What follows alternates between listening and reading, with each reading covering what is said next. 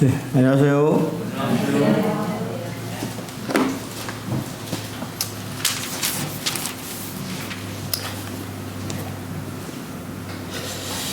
네, 오늘은 삼중학신이라고 하는 제목으로 말씀을 같이 유자하기로 합니다. 시편 62편 1절로 12절.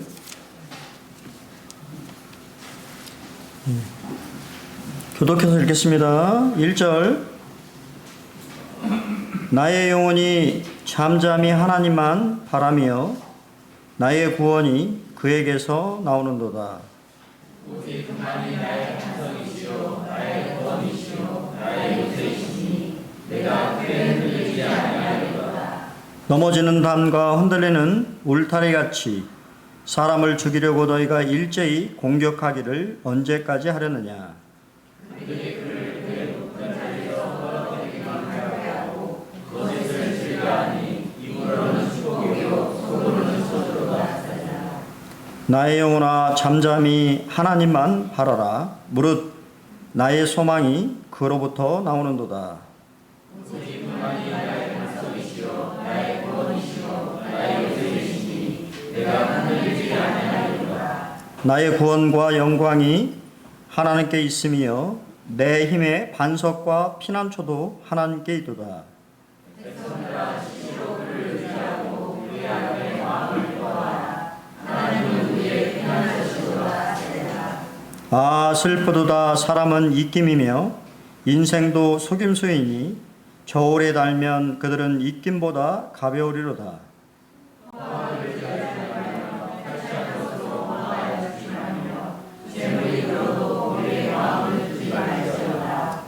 하나님이 한두 번 하신 말씀을 내가 들었나니 권능은 하나님께 속하였다 하셨도다.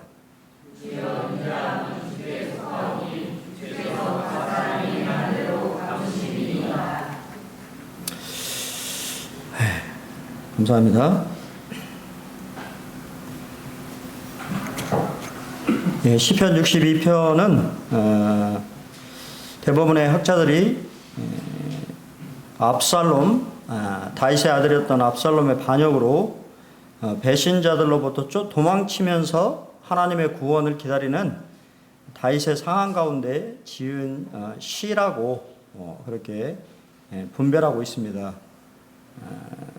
하나님의 구원을 기다리는데 도움이 되는 세 가지 확신을 우리에게 교훈해주고 있습니다. 기다린다라고 하는 것이 쉬운 일은 아니지요. 쉽나요? 특별히 하나님이 행하시기를 기다린다라고 하는 것은 동일하게 상당히 좀 어려운 일인 것 같습니다. 예, 다윗이 그러면 무엇을 이렇게 알고 있어서 세 가지 확신을 가지고 하나님이 자신의 인생을 구원하실 것이다라고 하는 것을 알고 있었을까요?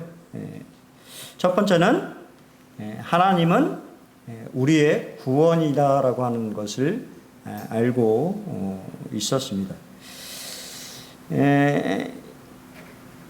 다윗의 신앙 고백인데요. 사실은 다윗의 신앙 고백이면서 다윗의 스스로에게 하는 선포죠.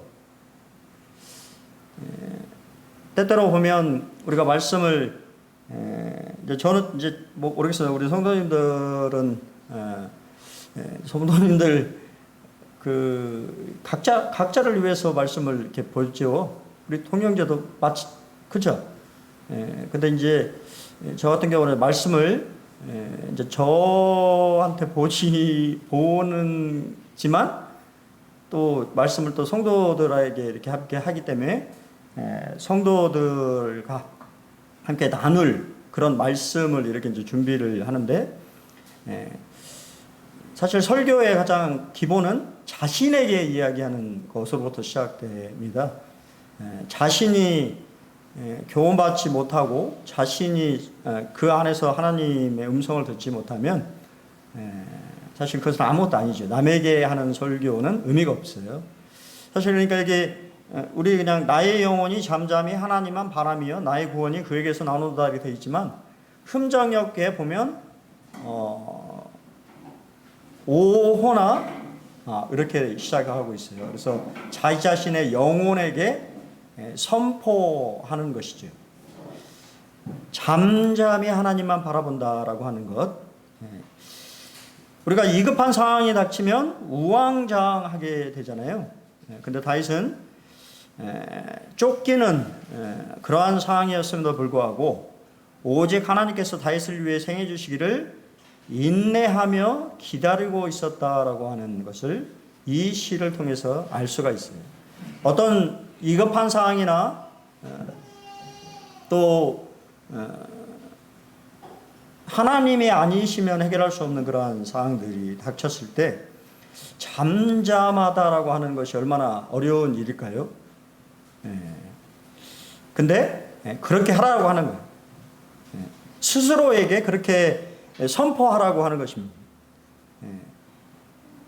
여러분의 영혼이 흔들리거나 아니면 정말 위급한 상황에 닥쳐서 우왕좌왕할 그런 상황이 닥쳤을 때 다윗은 여러분 스스로에게 네 영혼이 잠잠히 하나님만 바라보라고 선포하라고 우리에게 고백하고 있습니다. 모든 것을 체념하는 침묵이 아니라 하나님을 바라보는 침묵입니다. 때때로 우리가 인생에 살다 보면 위급한 상황이 닥치면 모든 것들이 다 이렇게 엉망진창이 되어져서 때때로 될 대로 되라 하는 체념에 가까운 그러한 것들을 이렇게 보게 되는데요. 그러한 침묵을 말하고 있는 것이 아니고 오직 하나님으로부터 도움이 올 것이라고, 그분으로부터 구원이 나에게 임할 것이라고 하는 것을 기대하면서 침묵한다고 하는 것은 상당히 어려운 일이지요. 그런가요?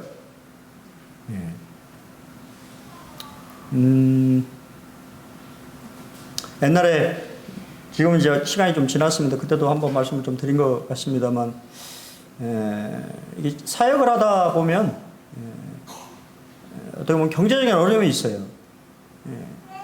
그런 부분들에 대해서 제가 앞선 어떤 사역하신 형제님한테 말씀을 좀 드려본 적이 있어요. 형제님의 비결은 뭘까요?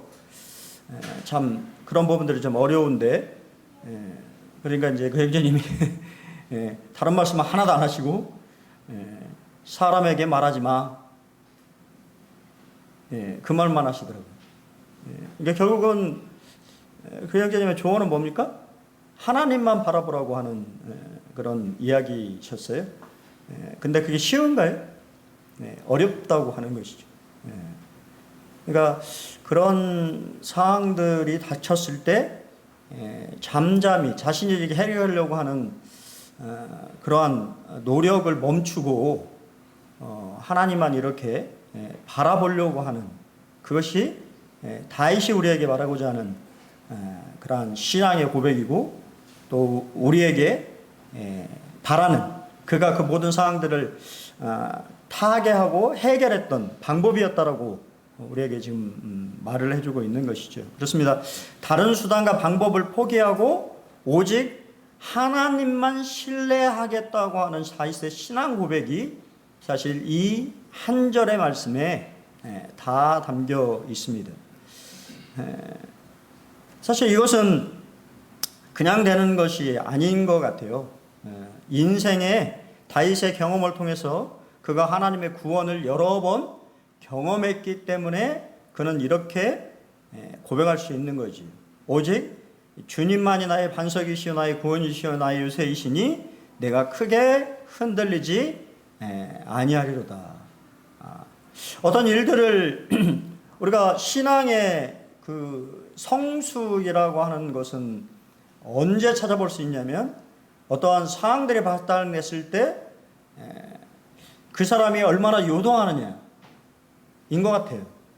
신앙이 미성숙한, 아직 성숙하지 못한, 이제 뭐 저도 마찬가지입니다. 저도 구원받은 지 얼마 안 됐을 때는 제 혼자 힘으로 제 힘으로 노력해 보려고 해결해 보려고 그렇게 노력을 했을 때가 참 많이 있지만, 이제 신앙의 연륜이 쌓이고 하나님을 인생에서 경험하게 되면 이제 하나님을 조금 의지하는 법을 조금 배우는, 좀 의뢰하는 법을 좀 배우는, 그래서 잠잠히 하나님의 구원을 기다리는 다윗같이, 그래서 결국은 그가 고백한 대로 하나님의 구원을 경험했던 것을 이야기하면서 동일하게 그러한 어려움들이 다시 임했을 때, 너희도 오직 주님만이 반석이 되시고 구원이 되시고 요새가 되기 때문에 그 안에 있으면 어떻습니까?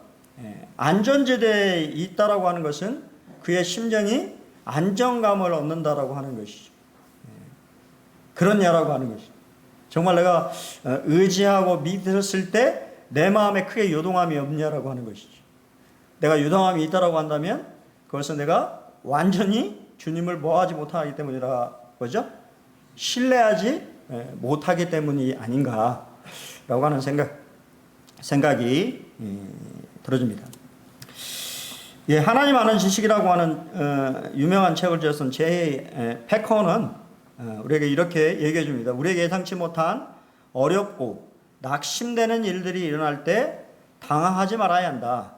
하나님은 그분의 지혜로 우리가 아직 완성되지 못한 어떤 부분을 만드시려고 우리를 다루고 계시는 것이다 라고 얘기했습니다. 그걸 결국은 무엇입니까? 모든 사항이 누구 손 안에 있다라고 하는 것입니까? 하나님 손 안에 있다라고 하는 것을 아는 것이 중요하다라고 하는 것이죠. 그랬을 때 그 모든 상황 가운데서 하나님이 우리에게 말씀하시고 또 그러한 상황으로 허락하신 데에는 분명한 목적이 있다라고 하는 것을 깨닫게 될 때 그런 것들로부터 또 하나님의 도움과 또 하나님의 구원을 바라보게 된다라고 하는 것이 아닌가라는 생각이 들립니다.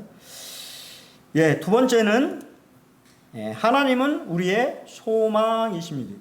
그런가요? 그냥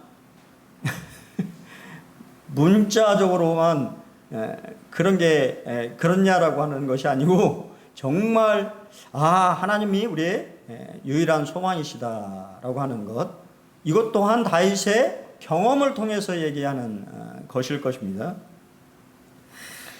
실제 우리가 아까 읽어본 바대로 배신자들, 그렇게 사람들을 믿었지만 그 사람들이 다윗을 배신하고 압살롬의 편에 서서 이제 자신을 죽이려고 하는 그러한 상황들을 다윗은 묘사하는데요.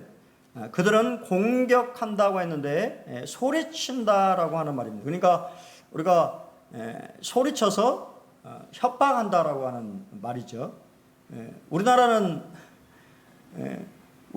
무슨 좀 그런 게 있습니까? 이 교통사고도 예, 그렇죠. 목소리, 법은 아무 소용이 없어요. 이게 싸울 필요가 없습니다. 왜냐하면 이미 다 이게 사고가 나면 어느 정도의 사실 이게 다 나와 있어요. 답이 다 나와 있는데 우리나라는 그걸 아주 깡들이 무시하고 목소리 큰 사람이 이기죠. 나와가지고 막 뭐라고 막 합니다. 그런 분들 만나면 대응하실 필요가 없어요. 바로 그냥 신고하시면 됩니다.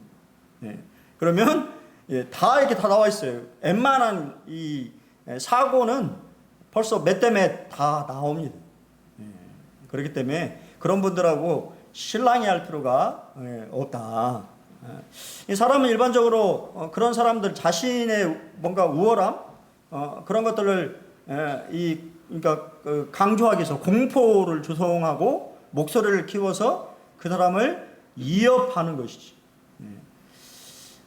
또한 그 다윗을 그들은 죽이려고 했습니다. 근데 여기서 문자 죽이려고 했다라고 하는 게 흩어버렸다라고 하는 뜻인데, 그러니까 결국은 다윗을 이렇게 믿고 따랐던 그러한 사람들을 다 흩어서 그가 힘을 쓰지 못하도록 만드는, 또한 그들은 넘어지는 담과 문들리는 울타리와 같다라고 얘기를 하고 있습니다. 그들이 아무리 위협하고 강하게 공격을 해도 사실 하나님 오셨을 때는 그들의 인생이 넘어지는 담과 흔들리는 울타리 같은 인생에 불과한 거죠. 그들은 다윗의 왕권인 높은 자리를 그가 떨어져 버리기를 원해서 그러한 꾀를 내어서 압살롬의 반역에 함께 참여한 것을 보고 있는 거예요. 또한 그들은 거짓을 즐겨 말을 합니다. 자신의 그러한 것들을 높이기 위해서, 정당하기 위해서 자신이 하는 말들, 또 그러한 말들 속에 거짓이 함께 담겨 있는 것을 보게 됩니다. 그래서 결국에는 입으로는 축복하지만 속으로는 저주하는 것이죠. 그런가요? 모르겠습니다. 저는 그래서 우리가 좀 이해 잘 구별이 이제 필요한 것 같아요. 사람들의 말 속에 사실을 우리를 위하는 것처럼 보이는데 그 말 속에 또 또 저주하는, 깎아내리는, 나를 무너뜨리게 하려고 하는 그러한 것들. 사실 이 다윗과 같은 상황은 되지 않을지 모르겠습니다만, 우리가 사는 세상에는 결국 배신자들이 있다고 하는 거죠. 그렇지 않습니까? 우리를 어떤 그러한 것들을 믿음을 무너뜨리게 하는 그러한 일들이 발생된다고 하는 것이죠. 그럼 결국 그것은 뭐를 말합니까? 사람은 사랑의 대상은 되어도 믿음의 신뢰의 대상은 될 수 없다고 하는 것이 성경의 가르침입니다. 이해가 되세요? 여러분이 저도 마찬가지죠. 저는 사랑의 대상으로 바라보셔야 돼요. 저를 또 믿음의 대상으로만 바라보시면 뭐가 될 수 있습니까? 올무가 될 수가 있어요. 넘어지는 이 올무가 될 수가 있습니다. 사람은, 여기서 사람이라고 하는 뜻은 이 폭넓은 의미를 가지고 있대요. 그래서 낮은 사람으로부터 높은 사람까지 모든 사람을 말하는데 뭐와 같다고 얘기하고 있습니까? 입김. 사람은 하나님 보셨을 때 입김에 불과합니다. 한번 후 불어버리면 사라져버리는 것이 인생입니다. 그리고 그 인생은 뭐로 가득 차 있어요? 속임수로 가득 차 있습니다. 입김은 가벼운 것입니다. 저울로 달았을 때 사람의 무게는 얼마나 나갈까요? 입김과 같다고 합니다. 그것을 깨달아야 되는 거예요. 저는 별로 기대를 안 해요. 대통령 이렇게 당선됐다고 하는데 우리 여러분들은 기대를 많이 하시는 것 같은데 사람 기대하지 마십시오. 실망. 그냥 잘하기를 바라고 기도해 줄 뿐이지 사실 더 위험한 거예요. 모든 권력을 다 가지고 있잖아요. 그만큼 기대치가 높고 그 기대치만큼 안 됐을 때 더 뭐가 커집니까? 실망감이 커지는 거예요. 사람의 입김은 가벼운 것입니다. 불명예스러운 것이에요. 그렇기 때문에 하나님 뭐라고 말씀하시냐면 포악을 의지하지 말라는 거예요. 포악스럽게 하지 말라고 하는 것입니다. 그것이 뭐라고요? 가벼운 것이라고 얘기합니다. 하나님 보셨을 때. 남의 것을 탈취하지 말라고 얘기합니다. 남의 것을 욕심내지 말라고 하는 것이죠. 이 세상이 사실 정직하게 해서 돈을 벌 수 없다고 말을 하잖아요. 그렇죠? 다른 누군가를 밟고 올라서야만이, 다 남의 것을 뺏어야만이 내 것을 늘릴 수 있는. 근데 그런 것이 보기에는 그 사람에게 부할지 모르지만 하나님이 보셨을 때는 가벼운 것이고 불명예스러운 것이다라고 얘기하고 있습니다. 재물도 마찬가지라고 하는 거예요. 재물이 늘어도 거기에 마음을 두지 말라고 얘기합니다. 하나님 보셨을 때 재물 또한 가벼운 것이라고 말씀하십니다. 성도들은 물질이나 명예나 권세가 증가할 때 그것에 마음을 빼앗기지 말고 그것을 주신 분을 뭐 해야 된다고요? 소망해야 된다고 하는 거예요. 주신 분이 더 이대하고 그분을 기대해야지. 이해가 됐어요? 내가 가지고 있는 것에 집착하게 되면 하나님은 그것을 뺏어버리시거나 아니면 불명예스럽게 만들어버린다라고 하는 것이죠. 왜냐하면 그것은 하나님 보셨을 때 아무것도 아닌 가벼운 것이기 때문입니다. 그러면서 다윗은 다시 우리에게 이야기합니다. 다시 잠잠히 하나님만 바라보라고 선포합니다. 나의 영혼아 하나님 잠잠히 하나님만 바라라. 나의 소망이 그로부터 나온다라고 다시 한번 그는 자신의 영혼에게 선포하는 거예요. 왜 그렇습니까? 이미 다윗은 하나님의 약속을 받았고 알고 있었어요. 하나님은 사무엘하 7장 15절에 내가 네 앞에서 물러나게 한 사울에게서 내 은총을 빼앗은 것처럼 그에게서 빼앗지는 아니하리라고 말씀하셨고 네 집과 네 나라가 내 앞에서 영원히 보존되고 네 왕위가 영원히 견고하리라 하셨다라. 사실 이것은 다윗 본인의 그것을 말하고 있는 것이 아니라 누구의 얘기입니까? 바로 우리 주 예수 그리스도 메시아 왕국을 말하는 것이죠. 그분의 나라는 영원합니다.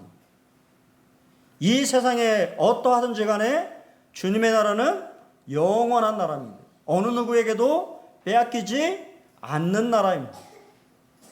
그 나라를 누구에게 약속하셨어요? 다윗에게 약속하셨고 다윗의 자손에게 약속하신 거예요. 그 약속을 알고 있기 때문에 그가 지금 이러한 어려운 상황에 놓여 있음에도 불구하고 그 약속을 붙잡고 나아갈 수 있는 것이죠. 잠잠히 하나님의 구원을 기다릴 수가 있는 것입니다. 여러분, 성경에 얼마나 많은 약속들이 우리에게 주어지고 있습니까? 그 약속들을 어떻게 해야 돼요? 붙잡아야 되는 거예요. 그 약속들을 붙잡고 나아갈 때 하나님은 우리에게 잠잠히 하나님만 바라볼 수 있는 믿음을 허락해 주시고 또 하나님의 구원을 기대할 수 있도록 한다라고 하는 것입니다. 왜 그렇습니까? 바로 하나님이 보증하셨기 때문입니다. 오직 그만이 나의 구원이시오 나의 반석이시오 나의 구원이시오 나의 요새이시니 내가 흔들리지 아니하리로다고 다윗은 얘기합니다.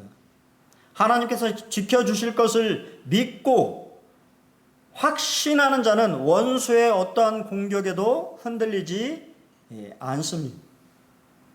왜냐하면 하나님이 지켜주실 것을 믿기 때문인 거죠. 어떠한 상황이 닥치더라도.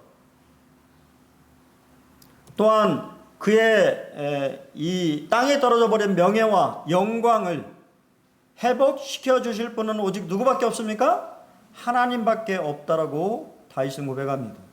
나의 구원과 영광이 하나님께 있음이요 내 힘의 반석과 피난처도 하나님께 있도다. 나의 구원과 영광이 하나님께 있다. 사람이 나에게 무엇이라고 평가하느냐 그것은 별로 중요하지 않다고 하는 것입니다. 사람의 평가도 상당히 중요할 수 있습니다만 사람은 겉모습만 바라보기 때문에 그 평가가 완전하지 않는 것이죠. 하지만 하나님의 평가는 완전하고 또한 그분의 평가는 공의롭기 때문에 그 약속하셨던 바를 동일하게 이루실 것을 우리에게 약속하시고 말씀하시는 것입니다. 그러면서 다윗은 우리에게 세 가지 명령을 이야기합니다. 8절입니다. 백성들아 시시로 그를 의지하고 그의 앞에 마음을 토하라. 하나님은 우리의 피난처시로다. 첫 번째는 다 알 수 없을 때에도 하나님을 신뢰하라고 얘기합니다. 시시로 그를 의지하고 어느 때든지 그를 의지한다라고 하는 말이죠. 너희는 여호와를 영원히 신뢰하라. 주 여호와는 영원한 반석이심이로다. 이사야서 26장 4절. 여러분 하나님을 신뢰하십니까? 예, 얼마나 신뢰하십니까? 그냥 추상적인 그런 개념이 아니라 저는 신뢰를 안 하고 있더라고요. 신뢰하는 줄 알았는데 신뢰를 안 하고 있는 제 자신의 모습을 보면서 신뢰한다고 하는 말이 얼마나 무거운지라고 하는 생각을 개인적으로 해보게 되네요. 그럼에도 불구하고 내가 이해가 안 되고 그런 상황임에도 불구하고 뭐라고요? 신뢰하라고 하는 거예요. 의지하라고 하는 것입니다. 두 번째는 하나님 앞에 솔직하게 속마음을 털어놓으라. 토하라고 하는 말은 마음에 있는 것들을 그냥 다 끄집어내라고 하는 얘기입니다. 사무엘상 1장 15절에 보면 한나가 대답하여 이르되 내 주여 그렇지 아니하나이다. 나는 마음이 슬픈 여자라. 포도주나 독주를 마신 것이 아니요 여호와 앞에 내 심정을 통한 것뿐이다. 한나가 기도하는 모습이 꼭 어떤 모습이었습니까? 술에 취한 여인의 모습처럼 보였다고 하는 거예요. 그가 얼마나 간절하게 마음을 통하면서 이야기를 했으면 주저리 막 이야기를 하고 있었으면 제사장의 눈에는 술 취한 여자가 주정하는 것처럼 보였다고 하는 거예요. 마음에 있는 온통함 그런 것들을 하나님 앞에 다 끄집어내서 이야기한 적이 있습니까? 그렇게 하라고 하는 거예요. 왜냐하면 그렇게 했을 때 뭐 할 수 있어요? 깨끗한 마음으로 하나님만 바라볼 수 있기 때문에 내 안에 있는 찌꺼기들을 다 끄집어냈을 때. 세 번째는 피난처로 피하라고 하는 겁니다. 새끼새가 안전한 어미새의 날개 그늘 아래 피하는 것처럼. 이거 보이잖아요. 우리 예솔이. 우리 예솔이만 보십시오. 처음에는 몰라요. 갑자기 와가지고 오늘도 갑자기 납치인지 뭐 아니면 데려갔는지 모르지만 막 다 데려가고는 처음에 어떻습니까? 정신이 없는 거죠. 맨 처음에는. 그러다 얼굴을 딱 쳐다봅니다. 엄마가 아니네? 당황한 표정으로 얼굴을 딱 지어요. 울까 말까. 그러다가 몇 분 지나지 않으면 이제 그때는 우는 것이죠. 어디로 피하라는 거예요? 엄마 품으로. 나를 엄마 품으로 보내줘. 엄마 품. 가장 안전한 곳. 그곳이 어디입니까? 바로 하나님의 품인 거예요. 전능자의 날개 그늘 아래 피하는 것만큼 이 세상에 안전한 곳이 없습니다.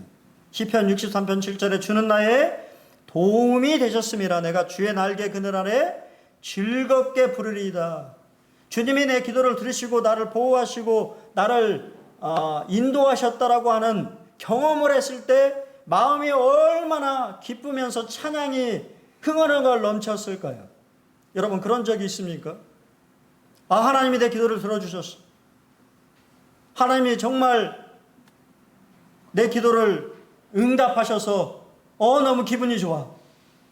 그러면서 주님을 찬양하는 그 날개 그늘에서 평안함을 누리면서 기뻐하는 여러분 그렇게 하라고 얘기하는 것입니다. 언제든지 주님의 날개 그늘 아래로 피하라고 우리에게 얘기하는 것입니다. 세 번째는 하나님은 우리의 신원하시는 분이십니다. 하나님은 다윗에 두 가지 진리를 말씀해 주셨습니다. 그게 뭐냐면 권능은 하나님께 속하였다라고 하는 진리와 인자함은 하나님께 속하였다고 하는 진리. 권능과 인자함이 모두 다 하나님 손 안에 있다고 하는 거예요. 다윗에게 현재 주어진 모든 환경은 누구 손 안에 있습니까? 하나님의 뜻 안에서 이루어진 것이라고 하는 거예요. 왜 그런 환경이 주어졌을까요? 그것은 나에게 필요한 환경이기 때문에 하나님께서 허락하셨다라고 하는 거예요. 목적이 있다고 하는 것입니다. 그냥 된 것이 아니라고 하는 것입니다. 그 목적 가운데서 우리는 하나님의 이 두 가지 진리, 권능과 하나님이 인자하심, 헤세드라고 하는 하나님의 놀라운 자비로우심을, 긍휼하심을 경험할 수 있다고 하는 것입니다. 빌 하이벨스 목사님은 이렇게 우리에게 이야기해 줍니다. 하나님이 어떻게 이루실지 알 수는 없지만 하나님이 이루신다는 사실은 안다. 고차원적인 얘기 같죠. 하나님이 우리에게 우리 인생에 어떻게 어떠한 방법으로 우리를 또 우리가 원하는 바를 이루실지는 알지 못할 때가 참 많이 있어요. 하지만 중요한 거는 그 모든 가정 가운데 누가 일하신다고 하는 거예요? 하나님께서 일하신다고 하는 사실을 믿으시기 바랍니다.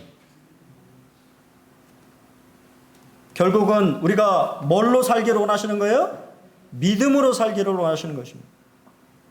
하나님의 뜻과 명령에 반하는 사람들에게는 하나님은 권능으로 임재하실 것입니다. 성도들에게는 징계하시든지 믿지 않는 사람에게는 어려움을 허락하시든지 하나님이 권위와 능력을 가지고 계신 분이라고 하는 것을 분명하게 드러내실 것입니다. 그리고 하나님을 믿고 신뢰하는 자들에게는 하나님의 뭐를 나타낸다고요? 헤세드입니다. 헤세드. 오늘은 라피에스라고 하는 책의 내용을 안 가져왔습니다만 여러분 헤세드, 하나님의 헤세드는 여러분 생각하는 것보다 훨씬 깊은 겁니다. 그 정의를 지금도 제가 잊어버릴 수가 없어요. 헤세드. 마비된 아들의 똥기저귀를 씻는 어머니의 사랑, 그게 바로 하나님의 헤세드예요. 알코올 중독으로 폭력을 가하는 남편을 향해서도 불쌍히 여기는 그러한 마음이 헤세드입니다. 우리가 헤세드 하면 너무 단순하게 생각해요. 하나님 사람은 그런 거예요. 우리가 그런 사람입니다. 그런 사랑을 받을 만한 자격이 없는 사람에게 베푸는 하나님의 자비, 긍휼, 사랑이 바로 하나님의 헤세드입니다. 여러분, 그런 하나님이 여러분들 믿음으로 살기를 원하시는 거예요. 어떤 것을 선택하기를 원하는 거예요. 여러분이 하나님의 언약에 충성으로 살 때 하나님은 반드시 보상하신다고 약속하셨어요. 믿음으로 살 때, 성도는 믿음으로 살 때 하나님은 그의 믿음에 반드시 뭐 한다고요? 보상하신다고 약속하셨습니다. 주께서 각 사람이 행한 대로 갚으십니다라고 하는 것은 진리입니다. 우리는 불공평한 세상에 살고 있습니다. 하나님께서는 공평한 세상을 약속하셨습니다. 언젠가 심판의 날이 있을 것입니다. 어느 날 우리가 심은 대로 거두게 될 것입니다. 여러분 무엇으로 심기를 원하십니까? 육신으로 심으면 육신의 것을 얻을 것이요 성령으로 심는 자는 성령의 것을 얻는다고 로마서의 사도 바울은 우리에게 말해주고 있어요. 네, 마지막으로 같이 한번 고린도후서 5장 9절로 10절 말씀 같이 한번 읽어보겠습니다. 읽겠습니다. 시작. 그런즉 우리는 몸으로 있든지 떠나든지 주를 기쁘시게 하는 자 되기를 힘쓰노라. 이는 우리가 다 반드시 그리스도의 심판대 앞에 나타나게 되어 각각 선악간에 그 몸으로 행한 것을 따라 받으려 함이라. 예, 여기도 마찬가지죠. 행한 대로 갚아주시겠다라고 하는 것이 하나님의 진리입니다. 이 세상에 어떤 성도는 자신의 삶을 헌신해서 드리는 그 성도의 삶이 그렇지 않은 성도의 삶과 같다고 한다면 그는 하나님이 공의롭지 못하신 분인 거지. 그렇지 않습니까? 하나님의 공의는 이 땅 가운데 우리가 어떠한 삶을 드렸느냐, 그것이 중요한 것이죠. 옛날에 어떠한 전도자 형제님이 그렇게 말씀하셨는데 참 마음에 와닿았어요. 사람의 인생 70, 80을 살기 위해서 엄마 뱃속에서 10개월이라고 하는 준비 기간을 잘 준비해야 되는 것처럼 영원이라고 하는 시간을 보내기 위해서는 이 땅 가운데 70, 80의 인생을 어떻게 살았느냐에 따라 달려있다라고 얘기했던 전도자의 말이 지금도 기억에 납니다. 예, 말씀 정리하겠습니다. 삶 중에 확신을 가지고 믿음으로 하나님의 구원을 기다리라고 우리에게 교훈합니다. 첫 번째는 하나님은 우리의 구원이십니다. 참된 구원은 하나님께만 있습니다. 참된 구원은 늘 하나님에게서만 옵니다. 참된 구원은 하나님만 베푸십니다. 인생이 주어지는, 사람이 베풀어주는 구원은 일시적인 것이요, 아까 말씀드린 것처럼 그냥 입김에 불과한 거예요. 하나님이 여러분의 삶에 구원하셔야만, 그것이 어려운 일이든 아니면 질병의 문제든 아니면 다른 어떠한 문제든지 간에 하나님 여러분의 구원이 되시기를 바랍니다. 두 번째는 하나님은 우리의 소망, 기대이십니다. 유일한 기대는 하나님이. 세 번째는 하나님 우리의 뭐 하시는 분이라고요? 신원하시는 분입니다. 신원한다라고 하는, 갚아주시는 분이라고 하는 뜻이에요. 여러분, 이 세상 가운데 그리스도인으로 살아가는데 때때로 어려움이 있음을 알고 있습니다. 그렇죠? 안 그런가요? 똑같이 사시는가요? 그렇게 사시면 안 되는 거예요. 저는 옛날에 어느 교회를 갔는데 모임이었어요.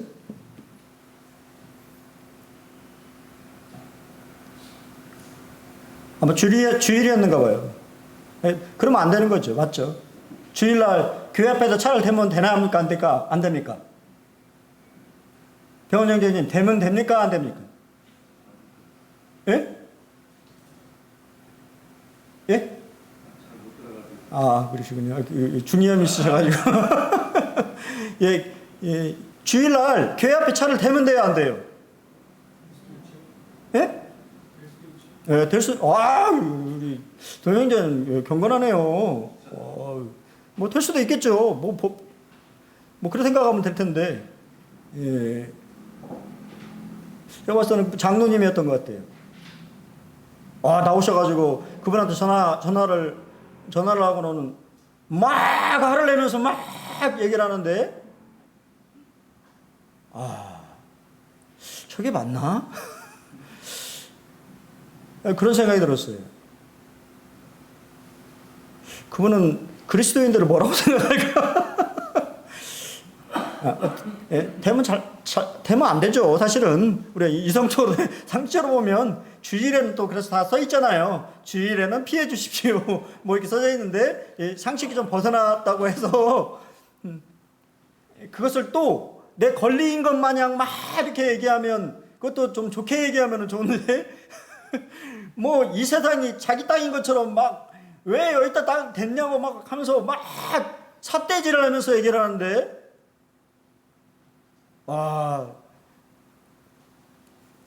제 얼굴이 빨개지면서 제 마음이 부끄러우면서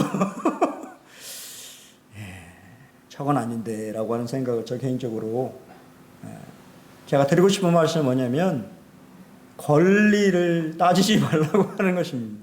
그리스도인은 이 땅 가운데 손해 보면서 사는 사람들입니다. 여러분들이 손해 볼수록 주님 나라에서 더 많은 것을 얻으실 거예요.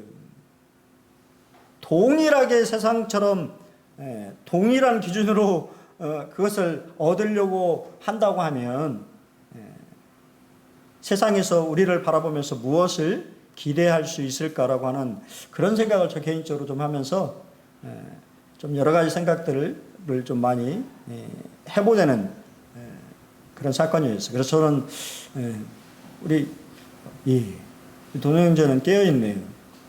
될 수도 있죠. 그쵸? 나중에 잘 또 이렇게 하시라고 말하면 되잖아요. 될 수도 있는 겁니다.